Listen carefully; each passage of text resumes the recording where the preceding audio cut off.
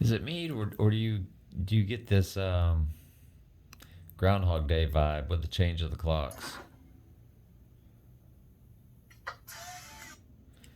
Because if I'm not mistaken, they both have the FM 88 and the AM 53 on the end.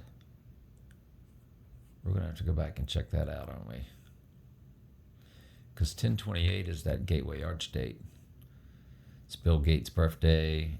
It's the when the Gateway Arch in St. Louis was opened, and that's our second 37 progression back through the transfer portal at time of January 10th, 2022. Go back 74 days, and it's October 28th.